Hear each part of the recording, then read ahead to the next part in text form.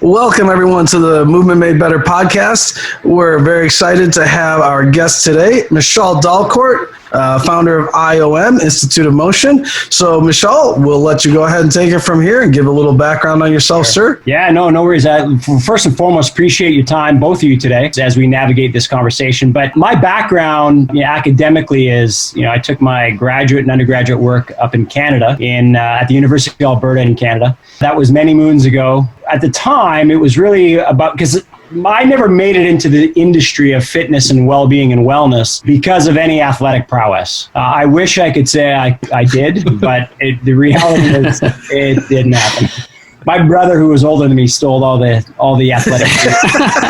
He did, legitimately. So what that left for me was, I pursued a passion for wanting to know how the body crafts its many mechanisms and how it works, but more on the academic side. And so, that led me into a curious investigation at school. It led me to take the classes I took. It led me to lean into the information that I leaned into in an effort to try to understand, how this beautiful machinery called biology does its thing.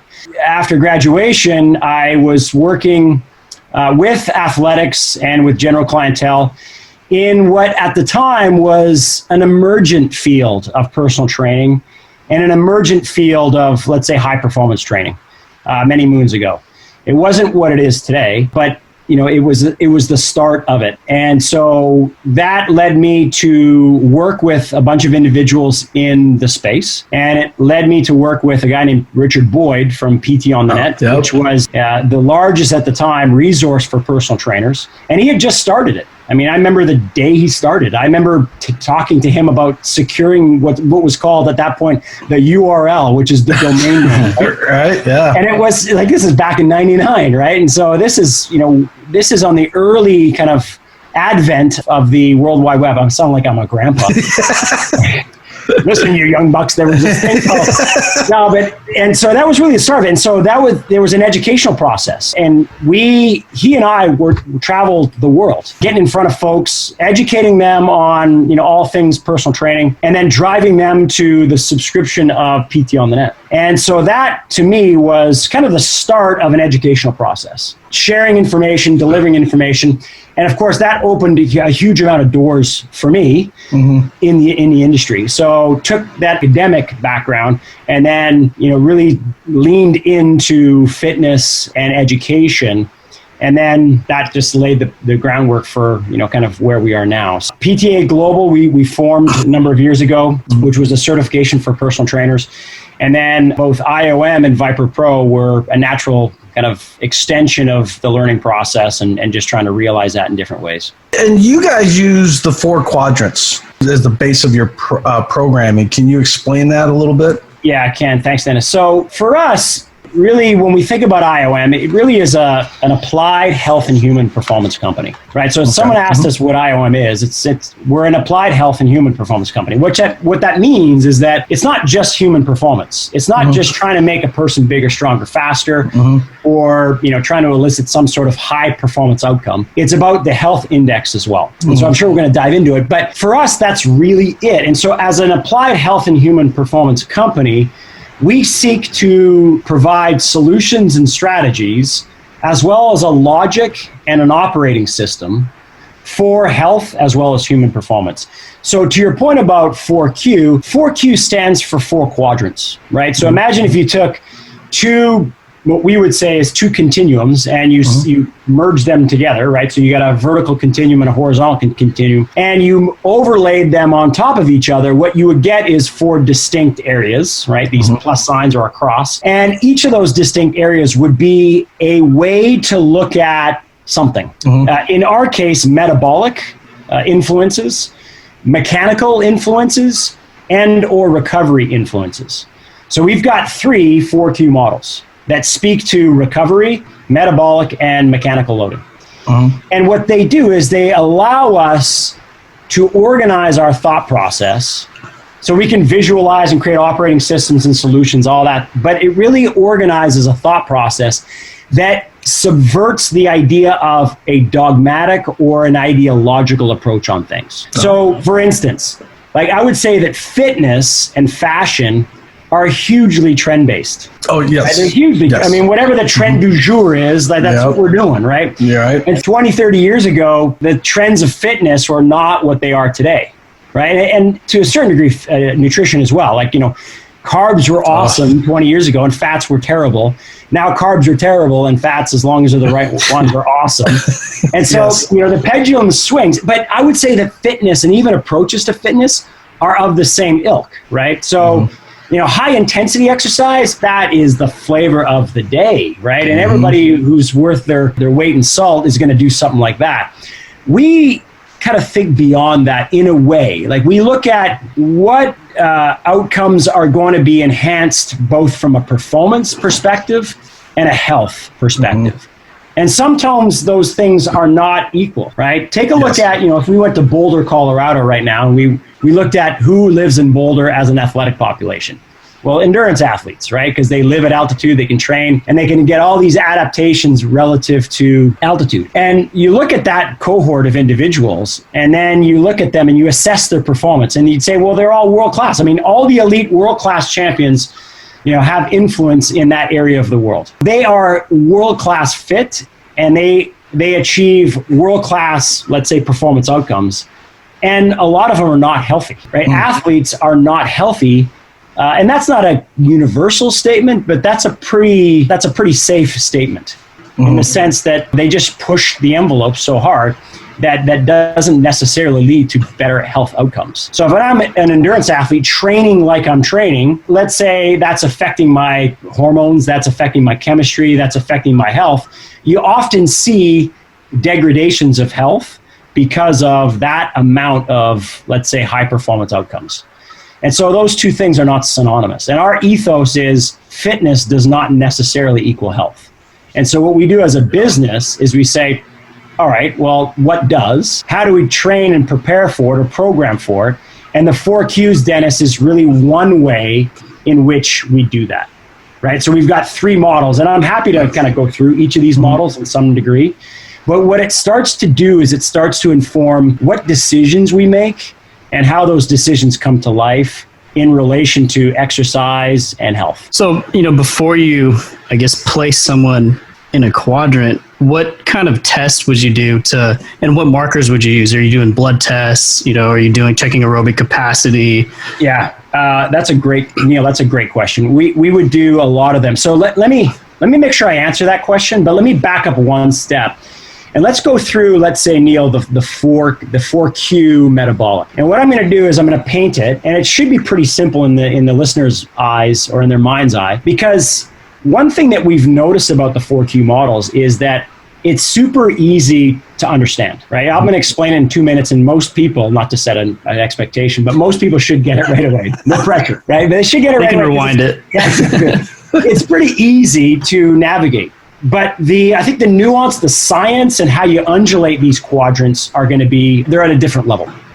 So I want you to imagine that there is a vertical axis and a horizontal axis on this 4Q metabolic model. And I want you in your mind's eye to picture them coming together and overlapping as if they were a cross, not a plus sign. The bottom quadrants are larger than the top 2 quadrants, just like a cross, right? So on the y-axis, going up and down, the vertical axis, you've got a measure of intensity, let's say relative to heart rate. So you've got on the upper end, you got high intensity, and all the way down on the other end, you've got what we call sub-max or low intensity, but sub-maximal intensity for sure, but low intensity. So you've got this kind of line that goes up and down, and it mimics the idea of thresholds, right? So, what threshold are you in terms of heart rate? Your x-axis going left to right, your horizontal axis, is going to be whether your heart rate or your intensity is undulating or whether it's fairly steady state, right? So we're looking at your physiological state. Is it steady state or is it undulating? And if it's undulating, we're going to call that interval. And part of interval means that there's a work period and then there's a rest period that's long enough to get your physiology to recover. And so when you have both of these things that start to come together and overlap, you inform 4 quadrants. So let's kind of do this in our mind. You got high intensity, you got low intensity. On your left, if you're looking at this, you've got steady state. And on the right of your horizontal continue, you've got interval. If you're thinking about that, you've got now 4 quadrants. On the lower left, you've got submaximal, low intensity, but submaximal intensity, steady state. And on the lower right, you've got submaximal intensity interval training. So Neil, you asked a question like if you're training a person, depending on what quadrant they're in, the answer to that question, which is a really good question, is it depends what they're doing. Like I can exist in all 4 quadrants, depending on what I'm doing metabolically. So if I'm in the lower left-hand quadrant, we would call that the SISS quadrant, SISS, submaximal intensity steady state, right? SISS. An example of that would be your cardio training, right? Your long, slow distance, your person going out for their run, they're keeping their heart rate the same, they're running at the same pace. That's the bout of exercise right there. If we shift over to the other side of the quadrant, we are looking at SIIT, which we call SIT, submaximal intensity interval training.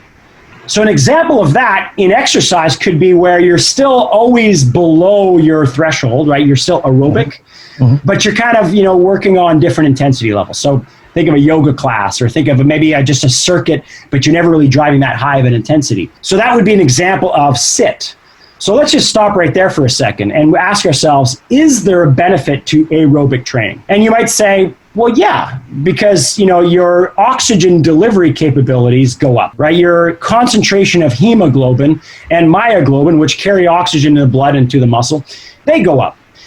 Things like PGC1 alpha and AMPK, which are basically processes within the body that are not only triggered by aerobic means, they look at bringing more mitochondria into the cell. So they are kind of pathways that make more mitochondria within a cell. And a mitochondria, as we may or may not know, is a little organelle within a cell. And the more abundance we have of it, the longer that cell has an opportunity to last. So what we might say in a certain way is these pathways are longevity pathways. And the way we express it can be through both of the lower quadrants of our 4Q metabolic system, if that makes any sense. Yep. So we've got the SIS, we've got the SIT quadrants. And so we'd say, all right, cool. Now if we went up and we went to the upper right-hand quadrant, so let's go up again. So up now is high intensity, and the right side is interval. Well, that's high intensity interval training, and everybody in the industry knows this one. It's HIIT training, right? Yep. But the trouble with HIIT training is that now the lines are being blurred, because if we went into the ex-phys lab and we did true HIIT training, we'd be on a bike or a treadmill or whatever, and we would jack up our heart rate and our intensity to some level approaching critical power, right? So in other words, we're pushing ourselves to the max. And then what we would do is then we would go way down, either do nothing, right, and sit there, or go way down in terms of our pacing as the lab master student or lab tech would prick our fingers and test for blood lactate, right? There's better ways of doing it now, but that's the way they used to do it. And so they would test for lactate, and what they would find is when lactate can be effluxed, right, and can be regulated, that was long enough as a recovery, and then we could boost it again. So the idea of HIIT training is always not in the high intensity, but it's in the interval recovery, right? So we would argue HIIT training is all about recovery, not about the high intensity. And true HIIT training is taking a back seat to what is being done right now as a popular form of exercise. We'll get into that in a second. So we would argue that true HIIT training is a lost art right now, because the value of HIIT training is super high intensity, repeated over and over again, with enough recovery in the middle to hit that high intensity again, that critical power again. So can a person hit critical power again and again and again with enough recovery in a certain bout of exercise to actually elicit a better outcome of performance? To do that properly, we need to consider metabolic fatigue, and we need to consider neurological fatigue. And usually the ratios are about 4-to-1 or 1-to-4 to 1-to-6, meaning, 30 seconds of work, you better take 4 times that amount to recover if you want your substrates back, your energy systems back. So that is in the upper right, HIIT training. If we look at the last quadrant, that's the upper left. So think about that one in your mind's eye. So you're still on the high end of your your y-axis rather, so your high intensity. But now you're on the left side of your x-axis, which is steady state. So high intensity, steady state. And you might say, well, wait a second, Michol, it's impossible to be high intensity and steady state because you can never maintain high intensity, but you can for a certain bout. So we would say that AMRAPs, EMOMs, ASAPs, right, Tabatas, all of those things, yep. we would call them not HIIT training. I know the industry calls it HIIT training, but yes. we would call it high intensity, steady state. So we would call it HIIS. So to us, it's HIIS training. Here's why. The argument is, Michol, it's interval because an EMOM is every minute on the minute. So if the three of us are doing some exercise and it takes us 30 seconds to do it, great, we got 30 seconds of recovery. But we got to repeat that, right? So the byproduct of doing something over and over again is accumulation of fatigue, which means that the three of us are eventually going to take 35 seconds or 40 seconds to do that same thing, which means, guess what? We got 25 seconds, 20 seconds of recovery, and that's being dwindled down.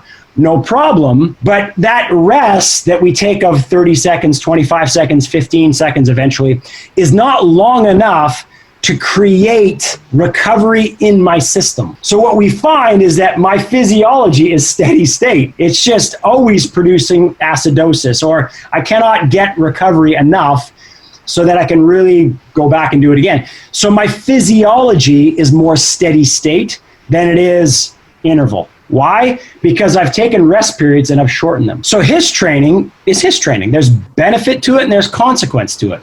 And so, Neil, in a longer-winded way, that's the 4Q metabolic. So let's kind of, with that as a backdrop, it's like, okay, who am I and what do I want to train? Well, I can train in all four quadrants as a human being. I may not do it in the same bout. I might do that over the course of 3 weeks or 2 weeks or whatever it is.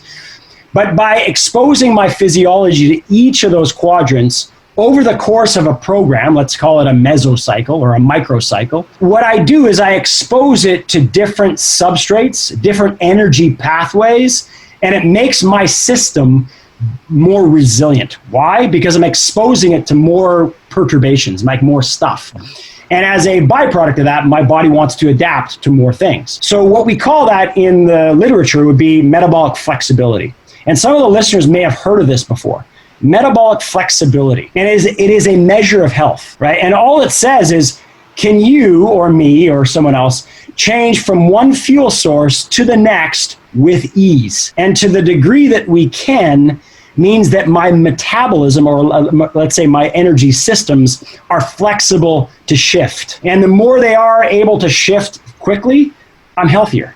Mm-hmm. So first of all, we want to consider all those four quadrants in our programming. And number two is, how do we assess for them? It really depends on what quadrant we want to be in. And that goes back to your question. So we can use submaximal predictive aerobic tests if we want to have some test, retest, or pre and post test in the bottom left-hand quadrant, which was your submaximal intensity steady state. We can use, let's say, activities of daily living markers. Let's say it's just even your watch, like when do you move? And let's chart that over the course of the day. And that could be a test retest for the bottom right quadrant, which is submaximal intensity interval, which is activities of daily living. Your heart rate goes up and down in an interval way, but it's usually submax. For the other two up on top, you could take much more of an invasive approach where you might look at a metabolic cart.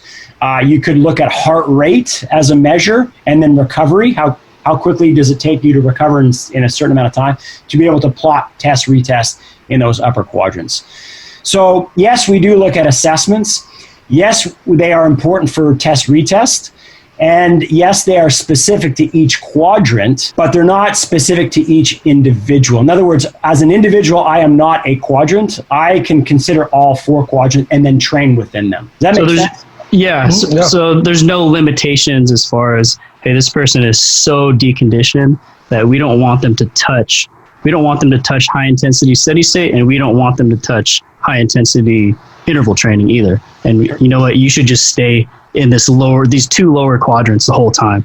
Yeah, awesome. So what we have, can you imagine if you had the cross in front of you right now? And let's say you were visualizing this. So let's say we're a tech company. You guys are in Silicon Valley, right? Yeah. Oh, yeah. We're close to it.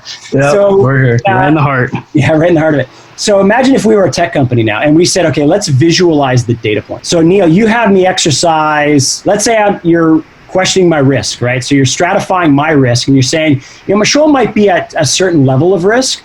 Let's mitigate that risk by letting him operate more in the lower quadrants for now, right? To your point, let's avoid the upper quadrants for now. Every time I would do a bout of exercise that was prescribed by you both, let's say it was heart rate driven, it was intensity driven, but low intensity, and it was duration driven as well. So now you've got basically a map, like this is what I did today, metabolically. So I went in, I did a certain bout and my heart rate was 120. I did it for 45 minutes and it was rhythmical, like it was running or cycling or something. You could actually plot that and it would say, okay, that's definitely sub-maximal intensity steady state, our bottom left quadrant. You were definitely aerobic. And what we're doing is we're trying to challenge the aerobic system to try to get you in better capacity for eventually doing other quadrants. So that would be a data point, right? And it would exist somewhere in the lower left quadrant. And if I did that, a number of times in the week, and then you also plotted my activities of daily living, and those are data points. Where do they live? What we would soon see is a scatter plot of different data points in terms of frequency. How much did I do in a month? Because if I did 2 bouts of exercise, you see 2 data points. And then you'd also see where those data points actually were. So in a snapshot over the course of a certain period of time, let's say it's a month, you'd be able to tell how many times I did it, right? Because if I did it quite a few, you'd see a bunch of different data points, and you'd also see where I was. And what that would inform is what we call a signature. And a signature is what it suggests. Like, what should be my signature? So Neil, if you're stratifying my risk and you want me to train 3 times a week consistently, well, in a course of a month, that should be 12 data points. And if you're saying, let's get your aerobic zones and your respiration, cellular respiration, systemic respiration, let's get all those markers dialed in. So let's avoid intensity right now because you're at high risk if you do, let's say. So you would see a lot of my data points on the bottom part of that cross, right? They'd be all scattered on the bottom. And in a way, you could actually say, okay, you're doing the right things. Or you're actually not doing the right things because it's not consistent with what your signature should be. And as any amoeba, right, any biological system that is going to improve or decondition, it's a flexible kind of fluid system. That's biology. So if you're trying to improve my outcomes, that signature should morph over time. So what you should see in your example is the lower runs is where my data points are, but sooner or later, where are those data points going to go? Got to go up. Start going up. So you're going to see not only a visual reference of me right now, but over time, how does that signature change? And you're going to be able to see it in terms of test retest. I'm going to be able to see it as a customer, not knowing anything about substrate utilization and fuel. All I see is where my data points are. And that's the coolest thing about 4Q is that even the consumer says, I kind of get it. Mm-hmm. I kind of get that, there's variable tasks and I kind of see where I'm spending my time and where I'm not spending my time.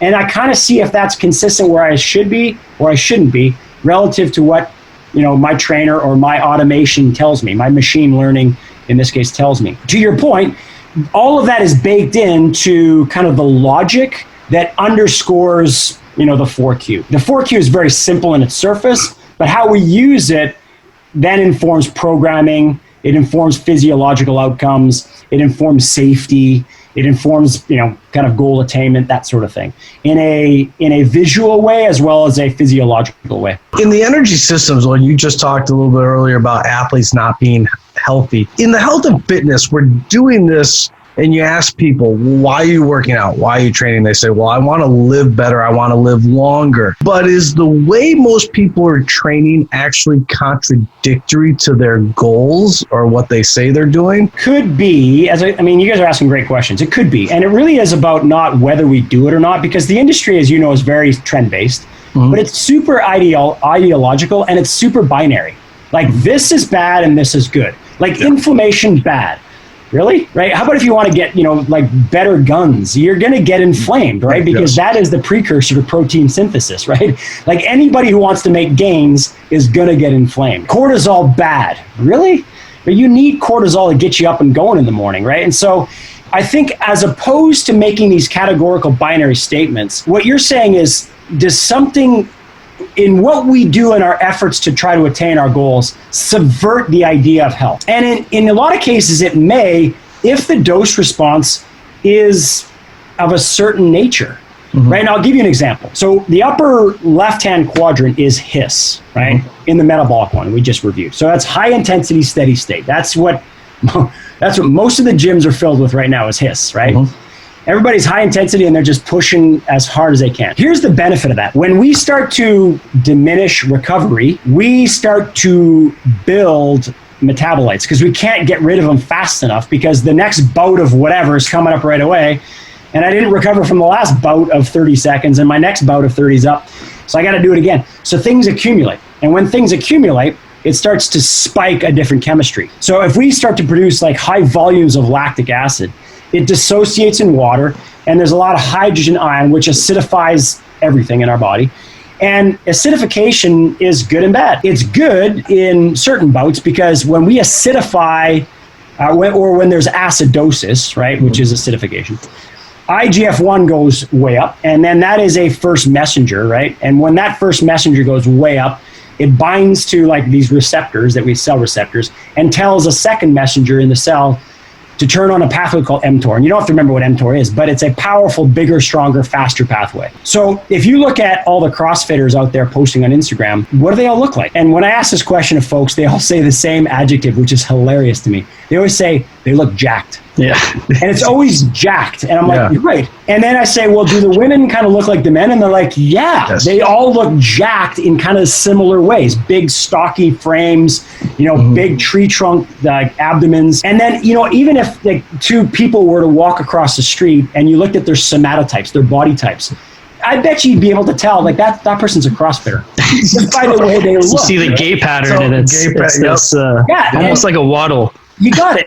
And so you look at that and you're like, hey, listen, if I'm a CrossFitter, and again, CrossFitter seems to evoke a very visceral response of either I'm going to protect them or I'm going to berate them. I'm not here to do either. Yeah. I'm here to say this as a coach. If you want to do CrossFit and you want to do it at the best level, the highest level you can, God bless you. Right. And as a coach, I want what you want for as long as you want to do it. If that looks better naked, no judgment. If that's CrossFit, no judgment. If that's a better dad, no judgment. I don't care. If that's important to you, then it's important to me, right? And so the goal is not whether they're going to do it or not. The goal is how long can they do it and enjoy doing it. Because if they love doing whatever it is they love doing, awesome. I want that for you too. But that the key is looking at these individuals. And so you look at HIIT, and you look at acidosis, and you think in the bout, if you're looking at human performance, you'd say, give me 7 of those. That's awesome. Because as soon as I get acidosis, IGF-1 goes up, and I get super jacked. That is incredible, right? And so that's why it's popular, because it's justifiable, and it elicits amazing results. The consequence is also the benefit. In other words, when we turn on these bigger, stronger, faster pathways of mTOR and everything else, that's also a consequence because when we turn on these pathways, it also turns over proteins faster, which is autophagy, which can be a good thing. But in a large sense, if we're expressing autophagy, which is cell death, quickly, we are accelerating the aging process. So here's one quote from research on mTOR, the very same pathway that makes you bigger, stronger, faster. They've also said that a reduced, let's say, expression of mTOR is linked with an increased lifespan. So if we're thinking about that, we're thinking, all right, health and human performance, do they subvert each other at a certain point in time? They may.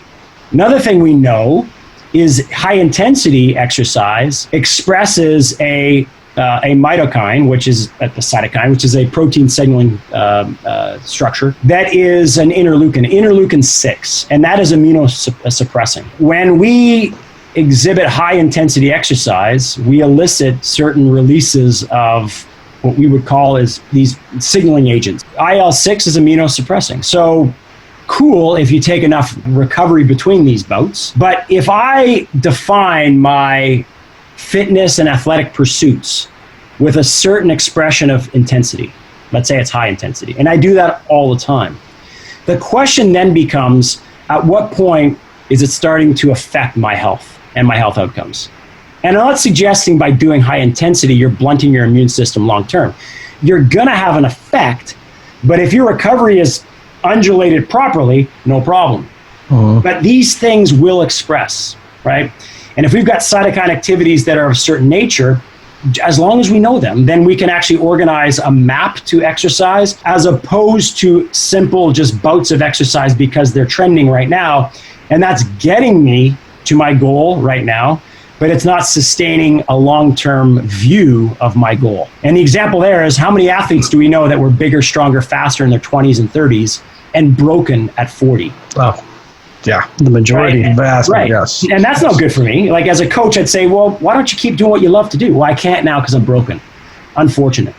Right? And we don't want that. So the idea is, can we start to think about health and human performance and consider both of them in terms of what's happening physiologically and then how to program accordingly? Years ago, I started correlating that athletes that were always doing high intensity, steady state, and were doing that tend to physically look older than they should have. And I think for me, that was one of the things that just went, wait a second, are you really doing what you think that you're doing as opposed to what's taking place, right? Yeah. And it's always a dose response too, right? It's like, vitamin C is good until you consume enough of it, then it becomes bad. Yes. Right? And so, and that's a simple oversimplification of a deep thing, but dose response is dose response. And I think that is the secret sauce. It's not whether one thing is good or bad. It's not like HIIT is bad, but it's not the panacea. It's not the cure-all for everything, right? It has its rightful place, so long as the dose response is adequate, just like CIS, right? I can do sub-maximal work too much, and now I'm doing too much aerobic activity, and it also ages my body quicker, because you look at ultra-endurance athletes, and they age quick. Yeah. And they look weathered. Now, part of that is, environmental weathering, right? Because I'm just running in the wind, in the sun forever. There's always too much of a good thing. Yeah. And so it's how you undulate enough of it, but not too much of it. And that's, again, that is an art. That is the art of programming. Yeah, because there is no trainers want just plug. What is definitive, and what can I just plug in? And if it doesn't fit in there, what the hell do I do? And that's the big issue. That's a tough one, because it depends on age. It depends on gender. Like, we're doing a lot of gender specific programming. It depends on where you are in your menstrual cycle. If you're menstruating, if you're in your menstrual years as a female, like, hey, when do you push it? When do you relax? It depends on your somatotypes. It depends on diet. It depends on recovery. It depends on mental well-being and state, emotional well-being and state. Yeah, so many things. But in an effort to kind of land the plane on that complexity, Dennis, what we tried to do is kind of, to your point, Neil, before with the signatures, we tried to say, okay, here's variability. Here's all the things you could ever possibly consider. And then let's look at signatures. Let's look at tendencies. Let's look at where you should be spending your time and as a general kind of space. Because then there's freedoms within that. You don't have to land precisely on it. There's freedoms, but it gives you general guidelines, but there's freedom within that structure. We call that structural freedom. And that allows, an individual to modulate within those guidelines, knowing that we're all different. There's bio-individuality. And so, yeah, we want guidelines. We all need guidelines. So we provide those. And we say, okay, within those guidelines, there's some flexibility to navigate, to modulate accordingly. And so, what we do is we visualize these things, and it's pretty sticky stuff. It's pretty sticky stuff for the fitness professional, because to your point, Dennis, it gives them guidelines. And then for the end consumer, it gives them visual equity. Like, it's pretty easy to see, like, oh, I'm missing this quadrant. Should I be up there? No, not yet. It's high intensity. You're not quite there yet. Got it. Or if you're a CrossFit athlete and all you're doing is lower intensity stuff, you're going to very visually see in about 1 second that I need to be spending more time in another area. And so it kind of cuts through the lines of ideology and dogma. Because at what point, our industry is famous for this, is that this is my camp, this is what I believe, and I'm going to throw grenades at you because you're of a different camp. And I'm not convinced that biology sees it that way at all. No. And in fact, the more you study systems biology, the more one realizes that you're right and you're right. You're right and you're right. It's just a matter of nuance. It's a matter of dosage. It's a matter of timing. It's a matter of all these other things that are in play. But, you're hanging your hat on this research and you're hanging your hat on this research and yes and yes. And then the confusing part is, well, then what? Then what do I do? Yeah. And a lot of times what we do is we look at variability. Like we program for variability. And that, to us, makes us unbreakable. Because if we have enough variability, not too much because that's chaos, but we want enough variability, that makes a person unbreakable. And a lot of people have, as of late, been asking me about breathing even. Like, Wim Hof and all these people doing breathing, right? And it's like, well, yeah, he breathes in a bunch of different ways. And that variability of breathing makes him have an increased capacity to deal with like different perturbations, different stressors, if you will, to the body. It would be like if a bodybuilder who's always just trained in the sagittal plane, never exposed their system to the frontal plane and transverse stressors, went and played, a high demand 3-dimensional sport, they're going to be at a disadvantage because they've never exposed themselves to the variability of stress that is life. So variability and specificity are kind of interesting because, yeah, said principle is correct, but we would also make the argument that life is specifically variable. So then what? Right? It's specifically variable. Yep. So the said principle needs to include variability in it because that's specific to life. Life is about organizing chaos. That's so true. Especially when you have kids. I mean,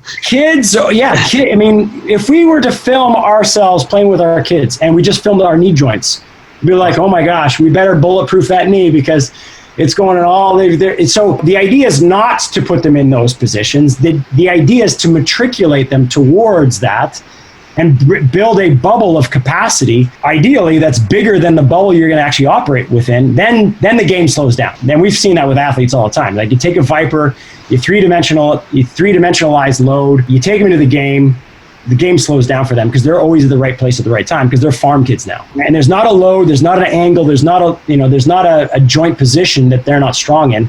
Great, that's the goal of any, I think, plan if you're going to prepare someone for, any sport that's three-dimensional. That segues into the loaded and unloaded 4 quads that you guys go by also.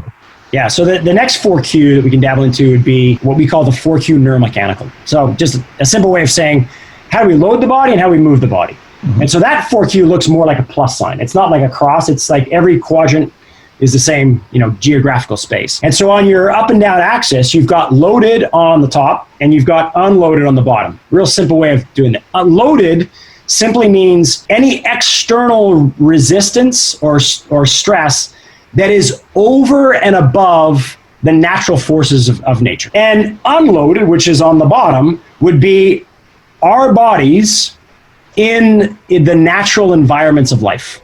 So I'll give you a couple for instance. So all of us now are gravity and seat reaction or ground reaction force coming back. And those are the natural forces. So we would say that we're unloaded right now. Now, the argument is, well, no, we're not unloaded, right? We're still body weight. There could be a tremendous amount of load. And the short answer is yes. So we're body weight. But when we say unloaded, what we mean is there's no additional amplification of load beyond the natural forces of the environment. So if we're gravity ground, great, we're gravity ground. If we start swinging our arm, we're gravity and ground, and we're the momentum of our arm. Great. If we jump in water, we are kind of gravity because now that downward seeking force of gravity is to a certain degree nullified by the upward seeking force of buoyancy. Cool. And now we've got more of this kind of drag, this water drag, which is different than air drag, which is a lot less. So those are the natural environments. So in water, that's still unloaded, but we would say it's actually more unloaded, right? So it's on the bottom part of your vertical axis, right? So that would be in the water, and then kind of on land would be a little higher, but they're all in the bottom quadrants, if that makes sense in your mind's eye. And any type of external resistance is going to be on the top quadrants. And that could be a barbell, it could be a dumbbell, it could be a weight vest, it could be all those different things. So that would be loaded. And then on the x-axis, we've got linear. And by linear, we mean sagittal linear, like the gym linear that everybody knows, which is sagittal. And then more of a multiplanar. So you're taking 2 or more planes of motion and you're mashing them together, right? So we go from sagittal to more multiplanar. And so what you get when you have loaded and unloaded And linear in the sagittal plane and multiplanar is you get 4 quadrants now that are of a different type. So let me kind of use the analogy of the classic, I'm doing chest day on Monday. Is it Monday today? Yeah, Monday. Perfect. Chest day. Yes, perfect. Monday today. In the upper left-hand quadrant, we've got loaded linear training, right? It's loaded and it's linear. An example of that would be bench press, if we're thinking chest musculature. Okay, cool. Is there benefit to a bench press? There's plenty. Okay, cool. So if we went down to the bottom left-hand quadrant, we're now unloaded, so body weight, and we're still linear because we're still on that side of the x-axis. So that's what's called unloaded linear training. And an example for chest would be push-up. So if you just stop right there, you say, okay, we got a push-up and we got a bench press.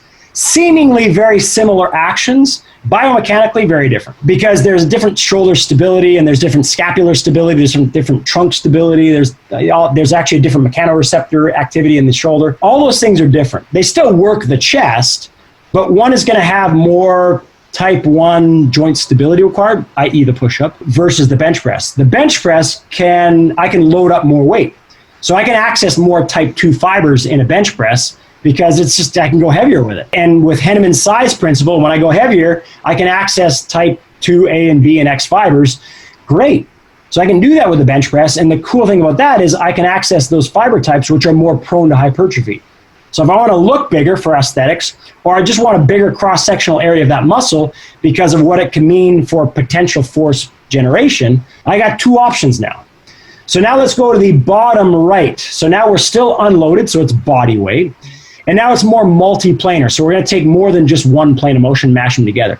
So an example might be a scorpion push-up, or it might be a Spider-Man or a gecko push-up where I'm crawling around and I'm going through a multitude of different planes of motion in that push-up pattern. Still chest, but now my shoulder is getting more strength, more stability, more motor control in a variety of different joint positions. And as we know, the glenohumeral joint, the shoulder joint, recognizes 16,000 different positions in space. I don't know who counts these things, but it's PhD physical therapists that are in PhDs. But if you look at that, 16,000 different positions in space is what the shoulder joint recognizes. Now, question for both of you: how many positions do we train the shoulder joint in? Oh, like what, 5? 5, yeah. Lateral raise, front raise, maybe a horizontal AB and AD duction, and that's what we did, right? And then you expected a baseball pitcher to throw a baseball at 98 miles an hour when their shoulder joint is rotating at 2,500 degrees a second. And we're asking that shoulder joint to be at the right place at the right time. So sooner or later, strength is awesome for force generation. But sooner or later, motor control is super awesome too. Sure. Right? And so the unloaded multiplanar in this example is that. Like, we're calling upon motor control, type 1, in a variety of different joint positions for the shoulder joint as we work the chest, because let's say we're doing an unloaded body weight, multiplanar kind of push-up pattern, still for the chest. And then the last example would be in the upper right-hand quadrant, what we call loaded multiplanar, which would be an external load. So let's say you take a cable and you're standing up, and it's more than just one plane of motion. So let's say you're doing a standing rotational cable push.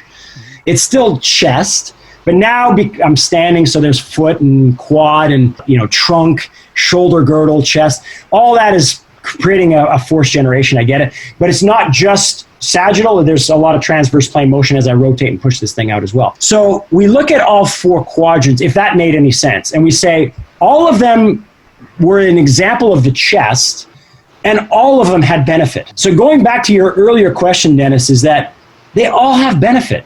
So what does the industry do? They throw grenades like, I'm a strength guy and you're a functional guy or girl, so I'm going to throw a grenade over this defense saying, what you're doing is not legit. What we would say is yes and yes. Like bench press, yes, and standing rotational cable push, yes. It really depends what you want, right? Yeah. Because both have advantage. Now, if all you do is the bench press and you go heavier and heavier, yeah, you could get shoulder impingement syndrome in time. We get that because the dose response and the exposure is too singular and not variable enough. So I get it. But to say that there's causality to that is a pretty big stretch. Like bench press causes shoulder impingement. No, it depends on a lot of other factors. And so the idea is we always consider variable inputs. Doesn't mean we do them. Like, we could just do loaded linear training on a certain day or a certain phase of training. We can do unloaded linear or unloaded linear and multiplanar in a certain phase of training, no problem. But if over time you're seeing a quadrant that has nothing in it, what we would say is you're missing some movement vitamins. Chances are you're missing some movement vitamins, and you might want to think about that. Yeah, I love how simple it is, but within that simplicity of the 4 quadrants, you get so much variability, and it's there. You have a checklist basically. You got it. It is super simple, but we can go super complex with it, and I don't mean to, right? Like, the simplicity is to us the elegant design. Like, keep it simple. What we want to do is we want to challenge the notion of that simplicity against the complexities of the body, right? Does it hold up to, heart adaptation, right? You take a rower who's loaded linear cardio, and you take a runner who's unloaded linear cardio, and you look at the adaptation mechanically of the heart, they are different. And what that research would even say is thicker wall for the rower, right? If you take a rower at the end of their heart and you dissect, at the end of their life rather, and you dissect their heart, they will have what's called left ventricular hypertrophy, which means they have a thickening of one of the chambers in their heart. Why? Because it's loaded linear cardio, right? They had to, contract muscle against the flywheel or the ore in the water. And that creates what's called a total peripheral resistance that's higher. Your heart's going to adapt that way, right? You're going to get a beefier, more muscular heart. Whereas a runner doesn't have that as much. They have a TPR that's lower, so they get more preload from the left atrium into the left ventricle, and that expands the chamber of the heart. So what you get is a runner gets a larger chamber of the left ventricle. A rower gets a thicker wall. And then the question is, well, which one's the healthier heart? And the answer is, what research shows is a combination of both within limits. So there's your variability again, right? Bulletproof your heart. Yep. So expose it to those two things, right? Bulletproof your knee, bulletproof your breathing, bulletproof your whatever, right? That's how we go through and just say, okay, variability is something we consider. And, Neil, to your point, it's pretty simple, but it is a checklist, and it offers some guidelines, Dennis, that you talked about before, some guidelines to how trainers may navigate, all of the stuff that's coming at them. So if I have a client who's a power lifter, a high-end power lifter, do I want to introduce a little bit more or a significant amount of multiplanar movements to actually help make them stronger in their lifts? One of the perspectives that answer is you might, because every tissue in the body has what's called a rotatory bias. Mm-hmm. So think about trunk stability, right? They want linear stability, but it's not brought about by linear means alone. So if you think about the binding and weaving of muscular orientation, just geometry and structure of muscle and fascia. How do your lats, how do they align? It's not linear, they're angled. How do your glutes align? They're angled. Your rectus abdominis is more linear.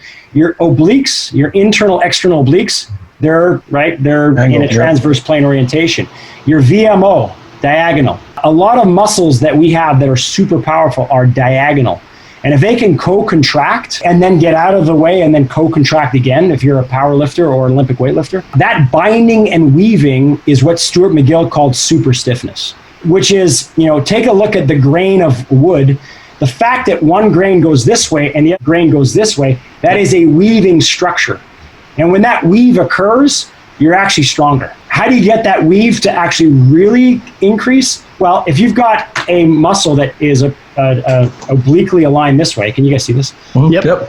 The best way to access is through the transverse plane. So if you say, okay, power lifter or Olympic weightlifter, we're going to take a period of time and we're going to introduce some stress in the rotational or in the diagonal plane. What we're going to do by virtue of that is, all right, we stress it, tissue remodels along lines of stress. The line of stress is consistent with that oblique line.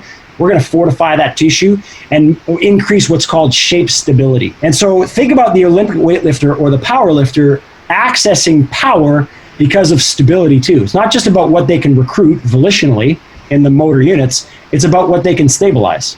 Mm-hmm. So they wear powerlifting suits. Great. Yeah. That increases stability, which increases primary mover capability, like, phasic muscles. But we have a natural weightlifting suit called skin and called fascia. right? Think about it, right? When we get older, it's not the only thing, but when we get older, our skin gets all flaccid and doesn't, it's not taut. Yeah. And by virtue of that, our force capacity goes down. It is not because of that skin alone. It's one contributing factor. Yes, we lose type 2 muscle, yes, we, decrease coordination patterns. All those things are a function of aging. One of which as well is this idea that our weightlifting suit called skin is getting more flaccid. So to your point, if we're organizing an Olympic weightlifter for 3-dimensional load training, what we would call the loaded multiplanar quadrant, LMT, loaded multiplanar training, which is the upper right quadrant, that organizes a remodeling of fascia and skin in an omnidirectional way. What does that do to the weightlifting suit, the natural weightlifting suit that we wear? It fortifies it. And when it fortifies it, we get a stronger natural skin and natural fascia that create enhanced shape stability.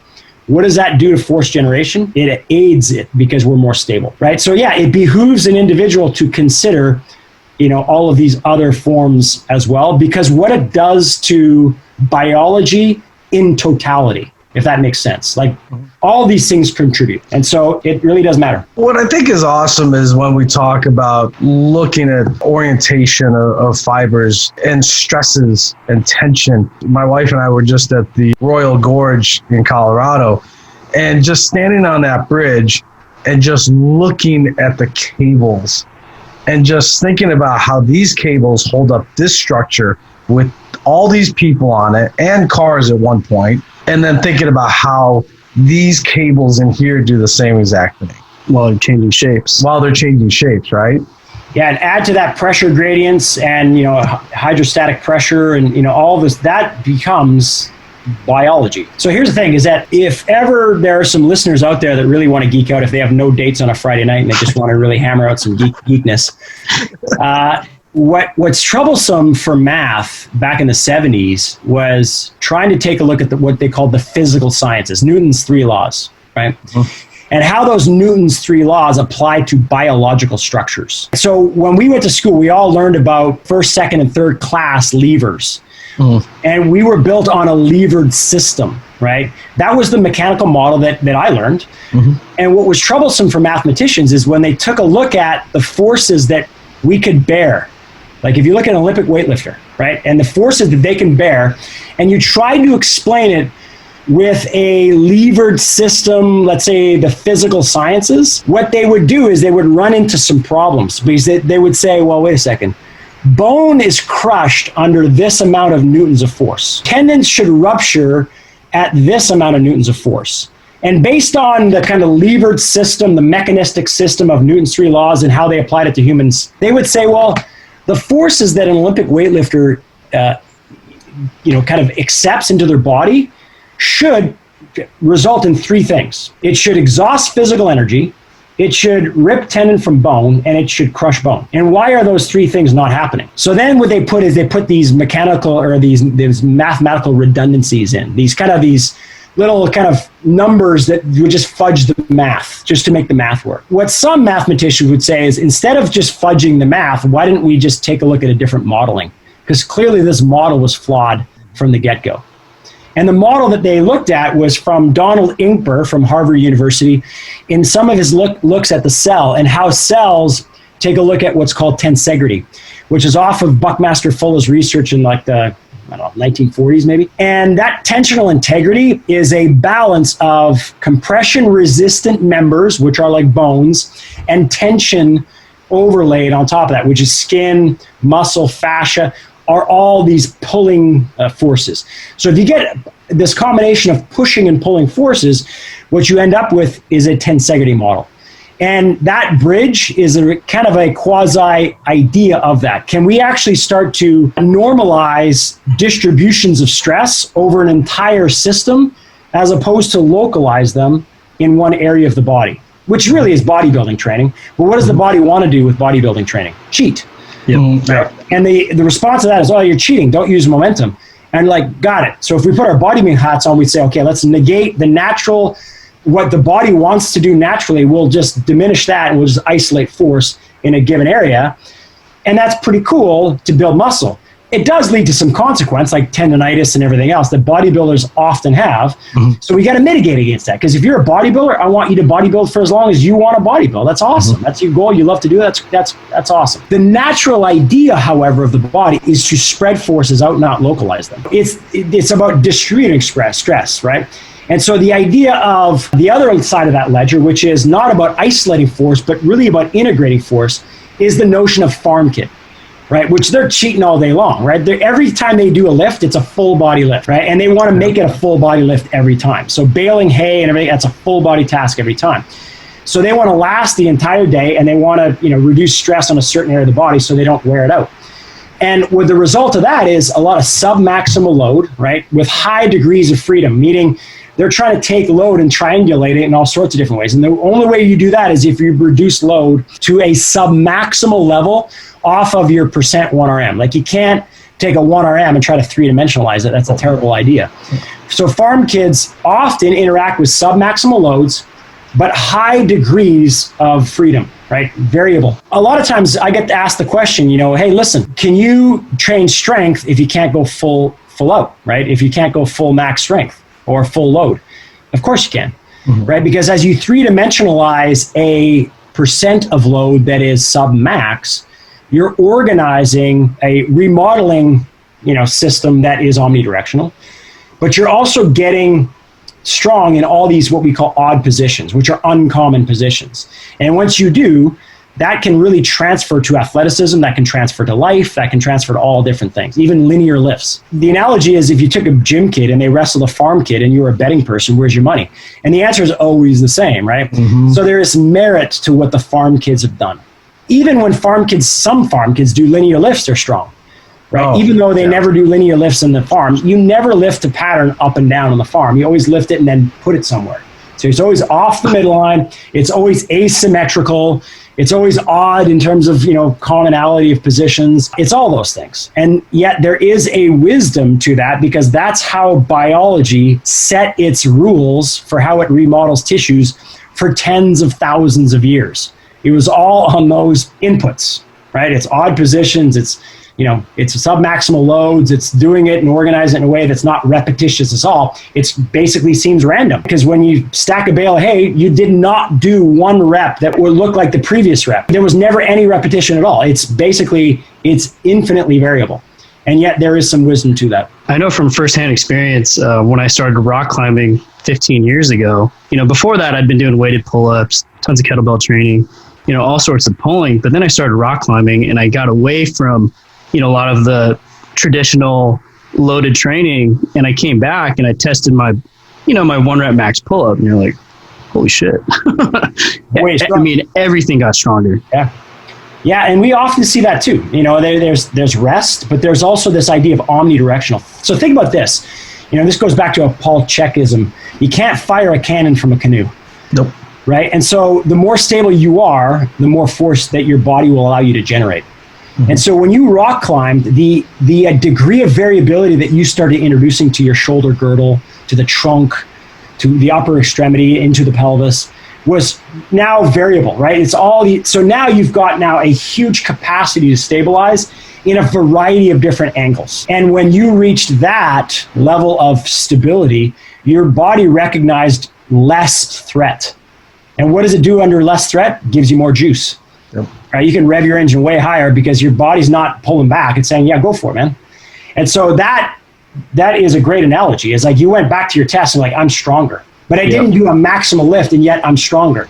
Yeah, because you created shape stability, you created better afferent, efferent signaling, like sensory motor integration, and you got rid of threat, right? So now you're omnidirectional with less threat and more stability.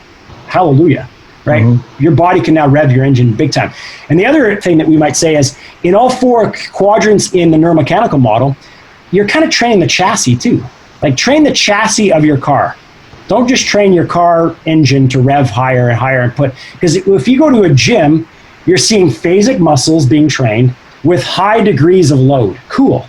That's akin to saying I'm going to train the horsepower of my engine and put larger and larger horsepower in my engine, but I don't take the requisite time to build, let's say, joint stability, to build fascial health, to build all these things that are the chassis of my car. And if I can do that, my car can rev as high as it wants, and I'm fine. But the analogy here is everybody goes to the gym and they're putting like a 500 or 600 or 700 horsepower in their body, and their chassis is still like a Ford Fiat.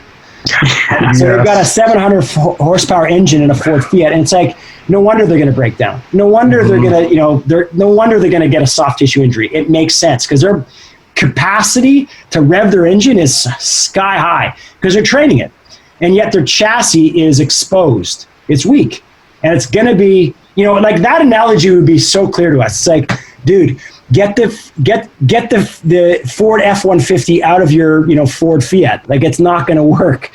And yet we never see that reality when we go to the gym because it's harder to see. It is. And a lot of that's the ego part too. Yeah, it's true. And there is I think we'd be lying if we said, one of the major goals that walks into a gym is I want to look better naked, or whatever version of how they articulate that.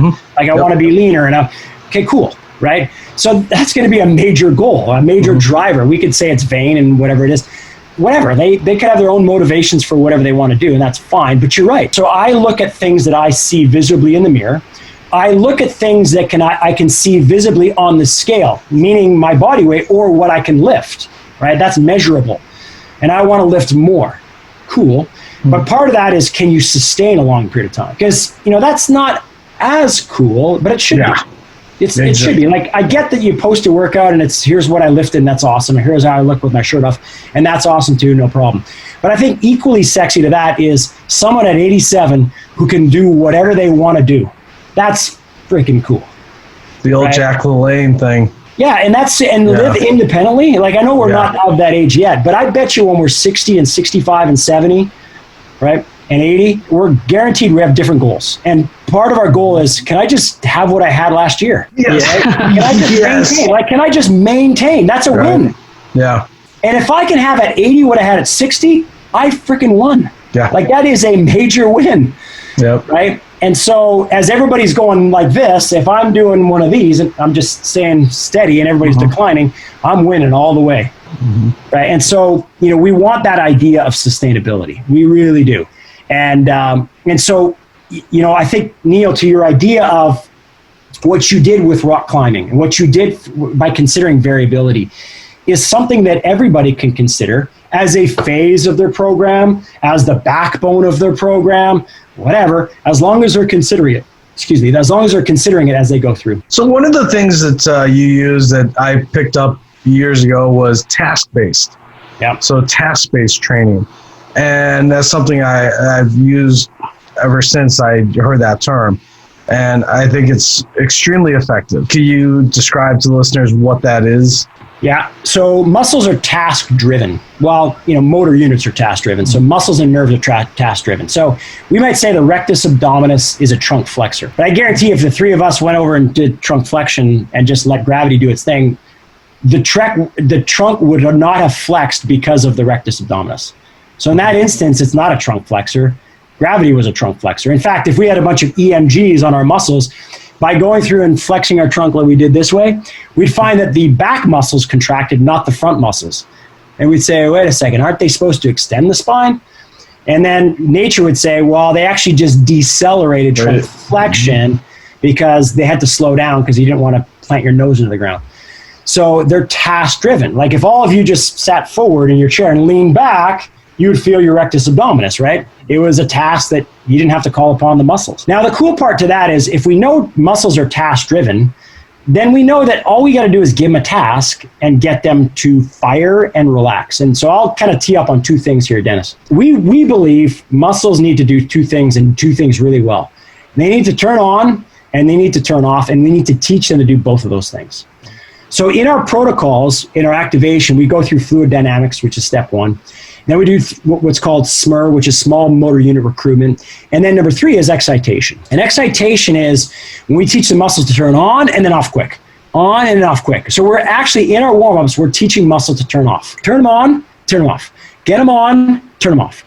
Right? And then our last step is stimulation, which is eyes, ears, and proprioception. So to the degree that we can turn muscles on and off is to the degree that we are preparing our bodies and to the degree that we can move better.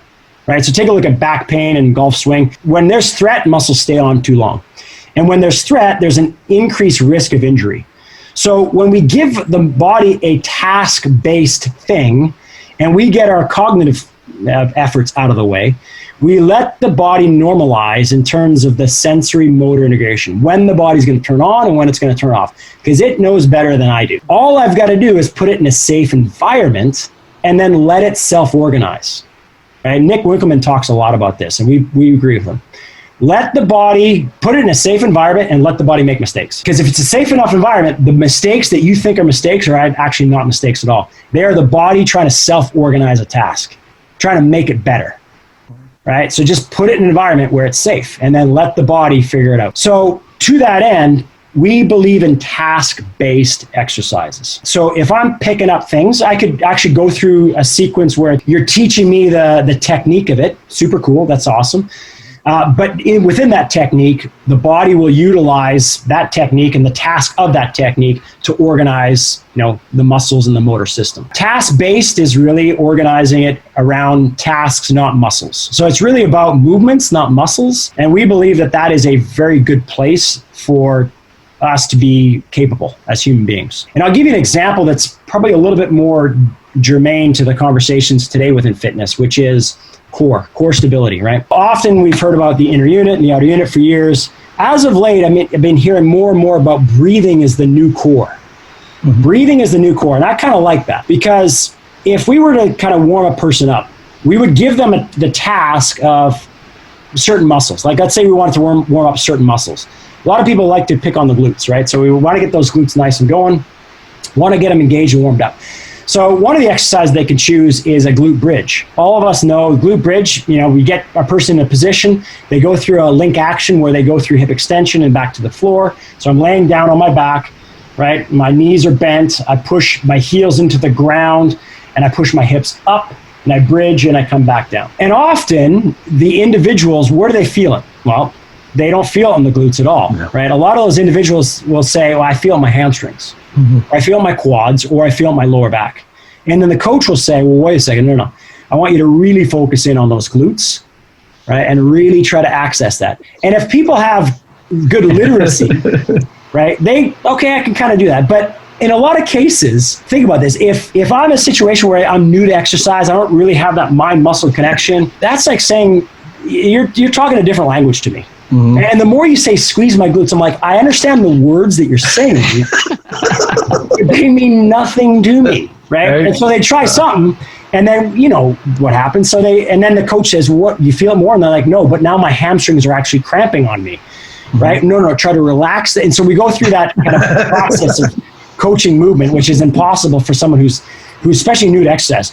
If it was LeBron James and they're an exquisite mover, get internal with that. They can take internal cues and do that no problem because their skill is so high. But for the novice new mover, they can't do that. So what we do is we say, all right, give them a task instead. Because we might say glutes are good and we're giving them and we're kind of coaching the exercise of the muscle, try to flex that muscle. But I would argue if you took a bunch of fitness professionals who are really good at movement and can squeeze their butt and, on a dime and just do it consciously over and over again, they've got good motor control. If I said to them, okay, in this room, where are their multifidus muscles? And the group of fitness professionals say, well, it's paraspinal muscles, the ones that are close to the spine. Yeah, good. Go ahead and contract them consciously. And they'd go, and like you guys try it, like your paraspinal muscles, go ahead and contract them. And just like the client or the trainer with the client who's getting their glutes to contract, if I said, hey, Dennis and Neil, just try to contract them more. Like really try to squeeze the multifidus. You're like, dude, I don't even know what you're talking about. Right? So in an effort to say, forget about that, let's give the body a task and let it self-organize. So if I had you guys breathe out fully, we call it forced breathing, in this case, forced exhalation. And I had you guys breathe out everything that you had in terms of air, and then you thought you were done, and I said, no, you get that last candle out in the cake, and there's $1 million in your bank account tomorrow. And you're like, okay. So you think you're done and you're going to try to squeeze like 2 more seconds of breath out into what you thought was nothing left. What you're going to find is that accessory breathing muscles are primarily stability muscles. So by breathing out and go, and when you're done, like, no, hey, Neil, keep going. You're going to see the trunk collapse. You're going to see the abdomen collapse, and you're going to feel intercostals. You're going to feel pelvic floor. You're going to feel all 4 layers of the abdominal wall. You're going to even feel multifidus, all contract. Why? Because they are accessory breathing muscles. So we use the task of breathing for deep core stabilization. Why? Because it calls upon all those muscles. Now, the coolest part to that is, all right, if I can do that in anatomical neutral, could I put you in a backswing of a golf, like, let's say the back end of a golf swing? Could I pre-position you in that position? And then could I say, let's do forced exhalation again? So you got a golfer that's at a driving range, puts the club head back, takes a breath in through the nose, forces exhale through the mouth. All the air comes out when they think they're done. Keep going, keep going, keep going. What are we generating? We're generating postural and motor control and stability in that joint position. What does the body recognize over time? Less threat. What does it do to club head speed? Bang, more velocity because more power, because more contraction, because higher force potentiation, because less threat, because I'm more stable. And we do that as a task in that position. And we just call upon the task of breathing in this example because it's task-based, because we are task-based. And instead of trying to consciously control abdomen, which people can kind of do, but how about intercostals? Like, go ahead, Dennis, flex your intercostals right now for me. Yeah, right. I saw it. I saw it. Jack, man, the jack. But we would also argue that intercostals are pretty important for trunk stability. Well, but how do you train them, right? You train them through a task. And so we do that by virtue of these tasks that we give individuals. Breathing is awesome. But we would also say that things are weird until they're not, right? Things are weird until, like, I do eyeball, like for my activation, I'll do like body tempering or some sort of fluid dynamic. Then I'll do some small joint motor unit recruitment. Then I'll do some excitations, some breathing stuff. Then I'll do some eyes and my eyes are big and I'm tracking people like, this guy's bizarre. And so I do all this as part of my warm-up and people think this guy is a nut job, right? And then they look at the Haka. You guys are aware of the Haka? Mm-hmm. Go to New Zealand, you're, let's say a rugby fan, and you see that Polynesian war dance that they use as a way to warm up and intimidate their opponents. That Haka, what does it got? Well, it's got eyes that are big, right? So now you got ocular motor influence to warm them up, big. You're letting light in, right? So that is sympathetic tone. Now, what are they doing? They are not just kind of breathing. How are they breathing? They're forced exhalation and percussively exhalation, because what are they doing? They're yelling. You ever listen to the Haka? They are, that is forced exhalation. Do that and think about whether you are contracting forcefully all the muscles that are expiration muscles, right? So all these muscles that are expiration, so it's basically all the ones that, blow air out, they are doing that at high speed, which is excitation, right? It's on and off, right? But they are grunting their way to deep core stabilization. And then the last one is all about stimulation, right? Proprioceptive stimulation, because they are smacking their body as they do this. The wisdom that they understood, let's say through generations past, of just that tribal war dance for thousands of years can be explained physiologically extremely well. That is a warm-up. And when we do that with individuals, we'll take them through 4 steps. Fluid dynamics, step 1. Small motor unit recruitment, which is, like all your deep, structure. Then your excitation, the on and off. And then stimulation, which is eyes, ears, and vestibular or proprioception. And when we take people through that, they always use an expletive. They go, fuck. Michol, I'm fucking ready to go. Like I'm ready to fucking run 110%. And what I find interesting is the swear words. Those expletives are actually important to me because they're surprised themselves to the point where they're swearing about it. And what they realize is I feel like I'm ready to go. It's like, good, that should be your warm-up. Right? Whether you're 87 or 27, I don't care. That should be your warm-up. What's funny is just sitting here talking about it because we know what the Haka is. Just right now, you want to do the Haka. What's is like just talking about it, like I'm excited because I know what it is. And what's crazy is to think about how, like you said, over the thousands of years, without a lab, these guys and women get it. They got it. Like they just. I think everybody should start their session with a Haka. I was just going to ask you, have you done it yet? Have you done the Haka? I've never done the Haka. I've spent a lot of time in Australia, New Zealand. But our warm-ups, are stealing from the wisdom of what they have, right? And what's interesting is we have a group of folks going through our program, our educational program right now. And last week we talked about activation. The whole week was about activation. So we looked at the science of fluid dynamics. We looked at the science of small motor unit recruitment. We looked at the science of excitation and stimulation and how you prepare a warm-up. And we used Haka as an example. We had a lot of feedback from that because our thing is, if you saw Michol in the gym doing his eye tracking, you'd say, this guy is a loose cannon, man. He's going to lose it every second. But things are, we all know this. Things are weird until they're not. Like an arm bar with a kettlebell 20 years ago would have been weird. Would have been bizarre. Like, what are they doing? Right now, legit. And so we're saying, hey, no problem if it's weird.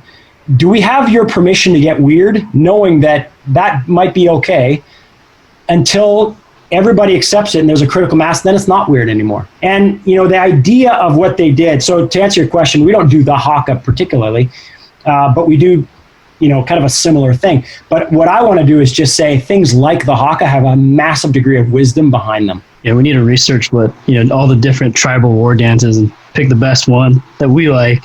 Well, and do that as a warm up. And there's also the foot stomping in the Haka too. Yeah. So you got all ground that. Reaction. Yeah, ground reaction. You right? got it.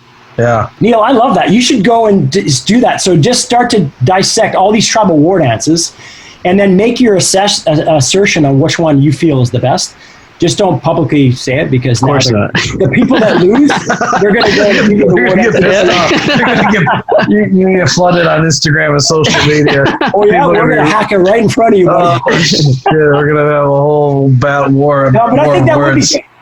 Because what you might find is that there are wisdoms to this, because everybody's talking like this new, innovative, progressive thought that breathing is the new core. But when you look at the Haka, that is breathing. They are chanting aggressively into what we call percussive exhalation. So we've got forced breathing and percussive breathing. And under forced breathing, there's forced inhalation and forced exhalation, which are both awesome.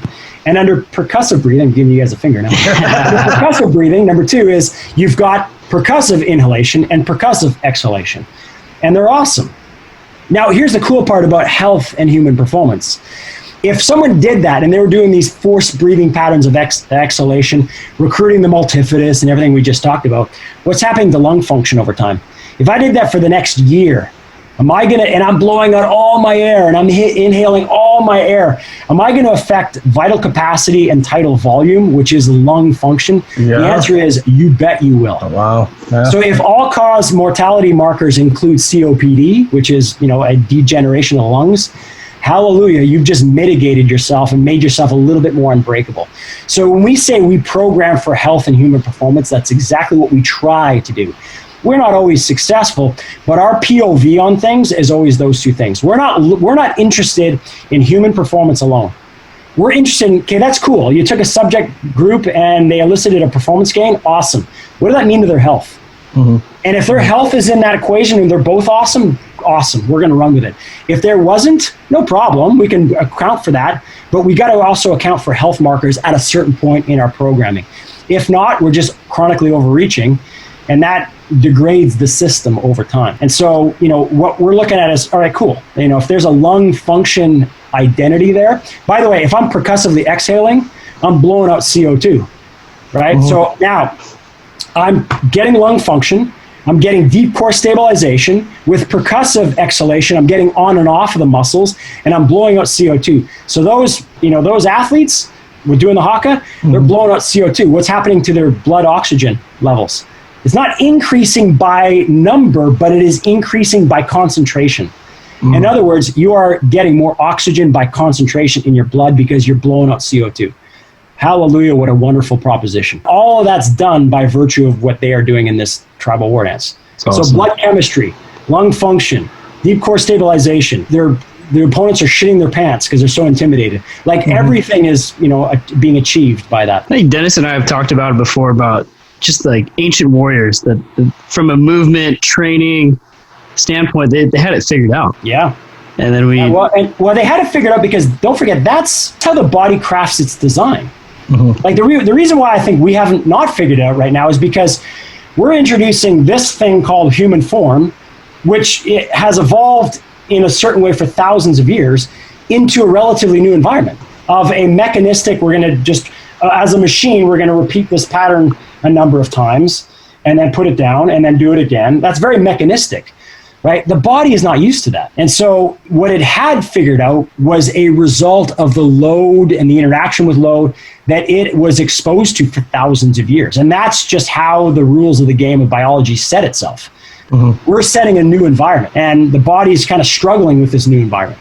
I will say that over time in our kids generation, spines won't be as susceptible to seating positions. They will be more robust to hold a seating position for hours at a time because they will have evolved or de-evolved or whatever to that new thing, right?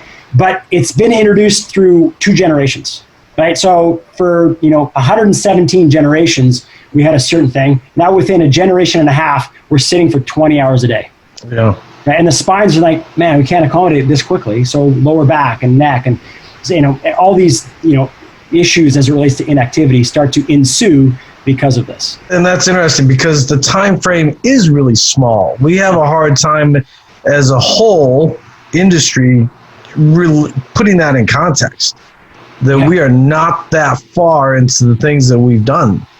The gym is like so new for our experience of biology. It is such a new thing. And here's the odd thing is that most people now in this generation, the only time they get movement is in the gym.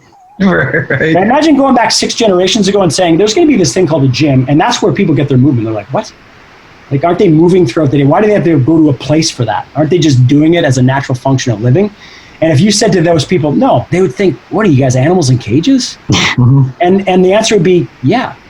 Pretty much. Yeah. And that's the weird thing is that we've got all these health decays by virtue of self-imposed structure. Like you put an animal in the wild, they're constantly under threat. They're constantly stressed and they're healthy. To say that stress is a root cause of disease is an incomplete thought because approach a deer and see if they're threatened by you. Their eyes would be like bugging out.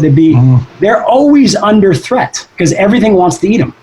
And yet they're healthy, right? So stress does not make a person unhealthy. Just that ability to shut it off, right? What's the natural reaction to threat? Fight or flight, yeah. Which is movement. So hardwired within our DNA is when we're under stress, move. Move your body. That is the antidote in the most immediate sense of the word. Like there's more intermediate senses, but in the most immediate sense, when your body's under threat or under stress, move. What do we do in our society now? Let's say what stresses me out is money, my boss, I got a job. What do? We're under threat or under stress and we don't move. You drink. We do the exact opposite, right? Yeah. And so you put that same animal that was healthy in the wild and you put them in a cage, and within a month, everything changed. Their physiology, the robustness of their architecture, everything changes. Yeah, it's like watching animals in a zoo. I mean, you can see basically the life sucked out of them, essentially, in many ways. Yeah. Great book out there. What's the author? Katie Bowman, I believe. Yeah, Katie Bowman, Move Your DNA. Great book. Yeah, great book. Yeah, and so that she speaks to this, right? She speaks to it in depth, like how we are hardwired to move. So we have to be. It's survival. Not anymore, though. It's not anymore, but that's what it was meant for. Got it. We had to survive to eat. We had to move to find food. And then we had to move to make sure we weren't eaten. Ironically, within, you guys both said it, within a time generation or time stamp that's so small, within 1 or 2 generations, we don't need to move to survive anymore. Survival for us means money. For most individuals in societies right now, survival means money, unless you're succumbing to a virus or like in the pandemic that there's a more immediate need, like I need to keep myself safe. But through time, it's if I have enough money, that is survival for me and my offspring, right? And the way people make money in this environment now largely is not physical means. No, it's it's intellectual means. Exactly. Yes, it's intellectual, sitting at a computer. You got it. Like that. You're in the heart of Silicon Valley. It is all about intellectual means there. Oh, very much. It's not about digging ditches. It's about, can I code and can I figure out problems and solutions to problems to be able to service whatever. And so that requires sitting at a computer coding all day long. And what takes, what is held hostage because of that is the physicalness of things. Yeah, and it's crazy to think because we spend 16 hours, especially here in Silicon Valley. By the time this podcast is done, it'll be 16 hours of us sitting right now. Right? Yeah. I mean, you got your commute to the office, then you're sitting at the computer. Yep. And as much as we tell clients, set an alarm on your phone so that you get up every 45 minutes or so and move your butt move around for 5-10 minutes at least, and then sit back down. Very few people do it. Yeah, it's true. Here's the cool part, going back to our original discussion. 4Q metabolic, right? So remember we had the cross. On the lower right-hand quadrant, we had submaximal intensity interval, right? When I said activities of daily living. And remember we talked about the signature? Remember the data plot? So I'm doing my workouts, and let's say I did a cardio ride and it was steady state. Well, there's my signature on the cis quadrant. But activities of daily living can be plotted on the sit side, which is the lower right-hand side. And what's interesting about that is we can plot that now. So if people are sitting for 16 hours a day, not really moving, that is the most immediate health risk of any of the other quadrants. In fact, what we might argue is all 4 of those metabolic quadrants are significant and important. That one may be the most important. And yet no lab studies it. Right? No exercise physiology performance study really covets it as being they look at the immediate outcome, like, hey, what exertion did you push, or what wattage did you do this at, or what intensity? Cool.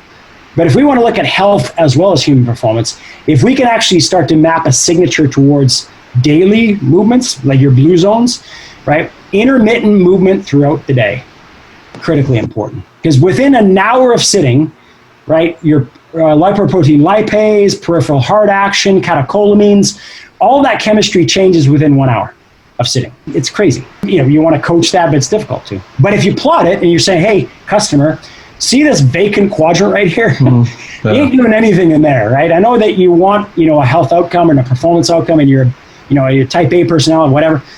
You've got a whole quadrant you're not even touching on here. And you wouldn't even have to tell them that. If you saw a grid system, which is a cross, and you saw scatter plots in 3 quadrants, what's the first thing they would say to you? Why is there nothing here? Yeah, why is there nothing there, and what's supposed to go there that I'm not doing? Right? And they would lead themselves into that. And that's what we're finding with our logic, right? It's like kind of sticky to the consumer too, because inherent within that, there is visual equity. Let's say they're saying, well, what am I not doing? I see something's missing here. Should I be doing that? Yeah, you should. Well, what's in there? Get up and move. Close the rings, as it were, in the Apple scenario, right? Close the rings, right? Fill in that quadrant. And I think people need to understand, just because you get a standing desk, yes, that changes some stuff, but standing and not moving is the same thing. It's actually worse. We would say there's sound bites like inflammation is bad, cortisol is bad, sitting is the new smoking. No, sitting is not the new smoking, because if sitting were the new smoking, you would buy a stand-up desk. And you would stand at your desk. Well, if you came to me and said, is that bad? I'd say that's worse, because standing idly is worse than sitting idly, because standing idly, there's a bigger need for a muscle pump to get oxygen or blood rather back to your heart. It has to travel a further distance when you're idly standing. So what you will get is more edema, which is basically a filling of fluid when you're standing than versus when you're sitting even. So edema is accelerated in standing individuals. Now, if that edema leads to a blood clot and you mobilize a blood clot and it goes to your heart or head, you're in a whole world of hurt. So standing idly is worse than sitting idly. So the solution for idle sitting is not idle standing. And then people say, got it. So sitting is bad, standing is bad. Let me buy a treadmill at my desk and I'll walk on my treadmill, right? And it's like, no, because if you're trying to read an email that Dennis sent me and I'm trying to, read 12 font print and I'm gating, right? There's a reason why have you ever walked into a grocery store, you're walking and you're looking at a list, and as soon as there's small print, what do you stop doing? You stop. You stop walking, because walking disrupts the visual field. That's why when we walk, we scan the environment. But as soon as you want to look at something precise, you stop walking. The reason why you stop walking is you don't want to rattle the ocular motor reflex. Like, you don't want to rattle your eyes, right? So you stop, you read it, and then you walk again. So imagine if you had and you're walking doing your emails. What they have found is eyes become now squinting, headaches, right? And you got some other peripheral issues. So here's the deal. That's not the solution either. So then people go, well, I can't do anything. Of course you can. It's about dosage, and it's about navigating your day, right? So we would say this. People, if they want to become their own environmental engineers, go for it. So environment dictates behavior. If you want to change your behavior, one of the ways is the trans-theoretical model, which is awesome. Another way is change your environment. Like premeditate and structure an environment that is different. So here's one that can be. Sit for tasks that require deep thought, like you're thinking about strategy, you're sitting down. If you're in a job that interacts with the phone from time to time, either put your phone somewhere else or have a neural tag that when your phone rings, you immediately stand up and you do 5 squats. Even if you don't do 5 squats and you just sit right back down, if you answer 20 phone calls every 3 hours, that's 20 squats that you did every 3 hours, right? And if you multiply that by 4, that's 60 squats. And if you multiply that over the course of the day, it could be 100 squats. Or if you have to answer the phone to the other side of the room, what do you have to do? You got to get up. Yep. You got to go move. And then for the span that you're on the phone call, don't sit down. Like that's easy for people to remember because people don't not do something because it's hard. They might, but they do it because they get caught up in the environment of their day. And if I'm sitting at the computer tapping up emails, I'm going to forget to stand up because the environment is right here, right? But if I say, okay, I have a stand-up desk and I do emails at that stand-up desk, I'll do emails and then I'll come back. The point is this. I sit for part of the day and I attach it to something that I already do within my environment. I stand for part of the day and I attach that to something that I already do as part of my day. And I walk around and I tag that and attach it to something that I do as part of my day. So let's say it's at work. I sit for periods of time where I'm thinking. I could stand when I do emails. And if it's a walking meeting, it's a meeting rather, I take my device or I take my whatever and we all go for a walking meeting. Meaning we walk and what I've just done is sat, stood, and I walked around and I didn't have to think about any of them. I've saved all that cognitive bandwidth for my job and I didn't have to remember anything. The environment dictated it for me and I was free just to roam and live my life within that environment. Knowing that when we do meetings, a general rule is we do walking meetings. That's just a thing. We never have to think about it anymore. It's just part of our environment. Because what are we doing in the industry? You need to know more. You need to, access more. You need to plan more. At a certain point, my question to you is there a cognitive overload and behavioral overload at a certain point in time? Of course. Like I got to remember all this stuff. I got to remember to take my magnesium pill at 1 o'clock to get to sleep tonight. And like it just becomes endless in terms of how much I can remember. And this goes back, Neil, to your point, which was they seem to have figured it out like 17 generations ago. They went to sleep when the sun went down. They got up when the sun went up or came up. That's pretty simple, right? And they got their sleep when the sun was down. Cool. And that was a lot easier. And so their environment dictated their behaviors. Our environment is, blue light till like we're watching Die Hard movies till like 12 at night. Am I dating myself when I say Die Hard? Greatest action movie of all time, man. Greatest action movie of all time. But you know what I'm saying? Like, and then we got light flashing, and then we got loud noises kabooming in our ears, and it's like, really? We're going to expect to sleep after that? Well, man, this time has flown by. Yeah, I'm telling you. We had 90 minutes yet? I just wanted to get us past that. No, we're well past it, dude. We are almost at your hard stop. Yeah, we got to. But since we have hockey back, yay. Okay. Yes. My team's up, though. So. Well, I'm sorry, but that's not. Your team has to learn that they need defense. I mean, the Oilers got to get some D. Yeah, well, I know. Well, we thought we got Larson, so, Well, anyway. So who's your pick for this year's Cup Finals? I don't know. If Boston keeps doing what Boston can do, they're looking pretty good. Kevin Carr, Marco Sanchez are going to be happy to hear that one when they listen to this. Yeah. I got Vegas and Boston in the finals. I mean, I'm hoping. Yeah, what's easy with Vegas is they've done incredibly well with the expansion franchise. I mean, that goes to show people that all their marquee players you can lock in, but if you make people available that want to work together, there you go. Teamwork, right? The sum, not all the the teams parts. protected their A-list players, right? Yeah, yeah, And Vegas was able to poach the unrestricted people, yeah, right? And they came together, and in the first year, they almost won the cup. yeah. You got players that were told that you're not worthy capable of this. Yeah, you're not a first or second liner. You're a third or fourth liner. And then they were given the opportunity to be first and second liners, and look what happened. And so it's opportunity, right? That's what people need sometimes. They just need opportunity. True. Well, thank you for joining us, Michol. We appreciate it, man. That was some great information.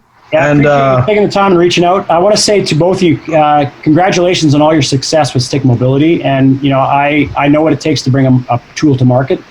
So congratulations on that. And thank you. I wish you continued success. So thank you so much. The way you guys have done it, the spirit with which you've approached it, I think the legitimacy and authenticity that you have as people, as human beings, but also within the industry, couldn't have happened to nicer folks. So a heartfelt congratulations to both of you. Thank you. Well, continued success. I know you guys are going to continue to kill it. So thank you. And before you leave, if you could give the listeners your social media handles and where they can find you guys at. Yeah. So my Michol Dalcourt, so Michol, and then Dalcourt at ViPR Pro and at Institute of Motion are great on Instagram and Facebook. So, and then we go through a lot of what we just talked about. So when we have you back on next time, we'll get more into the ViPR, the actual tool itself. Believe it or not, we kind of did. We did. We kind of did. Well, and actually, probably better that we didn't talk about a product. And here's why. Okay. You probably did me a favor, because we did get into it. We did get into the idea of variability. We did get into the idea of what made farm kids strong. We did get into all those things, but we got into it as a measure of a concept and a principle. Yep. And I would argue that that's way more powerful than pushing a tool. Because just like barbells are legitimate now and forever, it's legitimate because people bought into the idea and the concept of strength training. Nobody came to them and said, hey, do you want to buy a steel bar? And they're like, what's that for? And you put saucers at the end. It's really cool. Like, no, forget that. Right? They bought into the idea of strength training. Yeah, very true. And once they did, a tool like a barbell or a dumbbell or kettlebell became instantly legit. And the reason why you guys did me a service is we didn't talk about the product at all. Oh, perfect. Right? All we did was we talked about a concept or a series of concepts. And if a person out there is listening to that going, that concept makes a ton of sense, good. Lean on that concept. For all I care, chop down a tree branch and lift that and move it around. Because physiologically, it's going to be the same thing. And what that does is, I think it does two things. It legitimizes the concept, and what it does do is it builds trust. Because Michol's not here trying to peddle a tool. Like, I'm not here trying to peddle a product at all. I'm like, I could care less, right? Well, I mean, it's nice that people adopt it, but to me, it's like, just buy into the concept. Because if you do, you're going to consider products like ViPR and others that are legit in the space. And if you do, then you're making the right choice for the right reasons, right? So I would just say that this is the best discussion to have, right? Because consumers they're too discerning, they're too clever out there. They're going to smell a rat from a mile away. If I'm just saying, hey, you should buy this because it's the best thing ever, and it does this and this and this, and that is not authentic. What we discussed was more authentic. Fantastic. Well, thank you, brother. We appreciate you as always. Love you. Love your company. We appreciate your support, and we look forward to having you on again in the not too distant future, man. Yeah, you guys stay safe. I hope the loved ones are safe too during this time. Yes. And you guys stay safe and be well. And we'll chat soon. Excellent. Thank you. And to all the listeners out there, thank you for tuning in. And until next episode, be good to each other.